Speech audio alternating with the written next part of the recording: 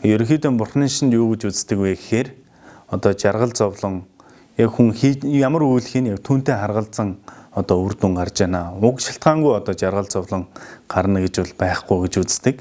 Тэгэхээр Бурхны шинийн энэ сургаал ном гэдэг байгаа бол яг зовлонгийн шалтгаан болсон энэ буруу сэтгэлийг учир шалтгааны үүднээс дарах арга зам байгаамаа. Мөн дээрэс нь одоо зарим өвчин ороох, өвчний шалтгаан эднэр одоо ад доо юм уу, гадны тийм хордлын шалтгаантай одоо сүл дороодсон байдаг юм уу, тийм шалтгаантай байх юм бол хичнээн эмчилгээ хийлгээд бас үр дүн багтаа байдаг гэж үздэг. Тэгэхээр одоо энэ насны авшиг тавьснаар одоо бурханчтай даврал одуулах, нүглээ намжлах байдаг юм уу, энэ буйны үр дүнд зарим одоо тийм өвчний шалтгаан арилаад ирэхэд бол дараа нь эмчилгээ хийгээд явхад бол их үр дүн сайтай байдаг гэж үздэг.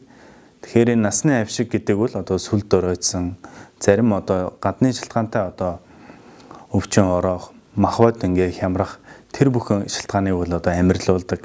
Дээрээс нь одоо их тарны эсний зан үйл байна.